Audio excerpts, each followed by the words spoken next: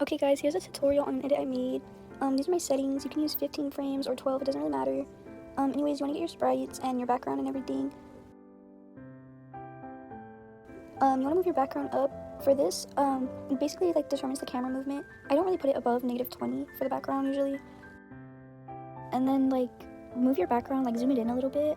Then you want to move your sprites up, and place them in this like order, like whatever order you want. It doesn't really matter. Just like place it however you want to. This is how I do it.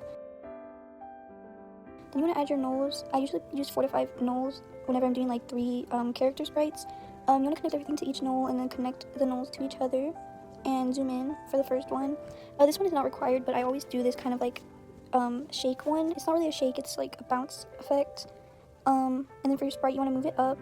Well, you don't have to, but that's what I do.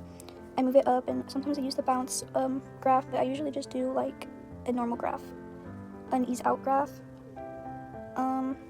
Then for the transition, you never want to actually put it on the beat. You want to give it like some movement before and after the beat to make it smoother, and then do it again with the other one and like zoom out and stuff, and like just use these kinds of graphs to make it look smoother and stuff.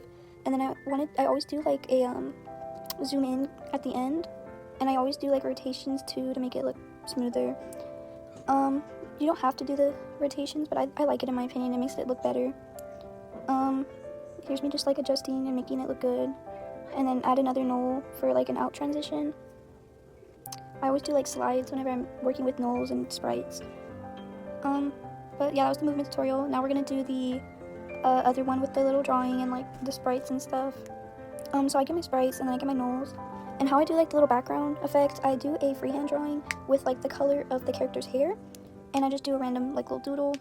And well, I had got the wrong sprite, so I'm just fixing the sprites, getting the ones with the background, without a background.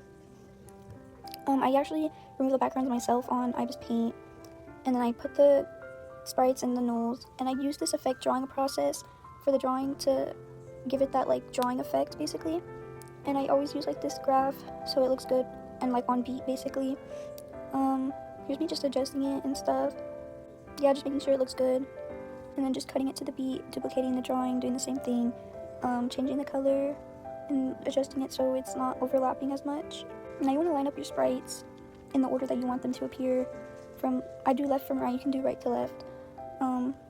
But just make sure everything's connected to your nulls. And then what I do is I do a keyframe in the beginning and make my character go into the frame from going down. Then I just repeat the process for all 3. And this is the graph I use. You can use this graph, you can use whatever graph you want. It doesn't really matter, just as long as it looks smooth and good and to your liking. And basically I'm just like making it so they move on the beat and that they like zoom in for each beat. And I just do another rotation. You don't have to, but in my opinion it looks really good. But yeah, I'm just adjusting it, zooming in, zooming out, and all this stuff. You can do whatever movement you want. You can zoom out if you want, and then zoom in, or you can just zoom in all the time.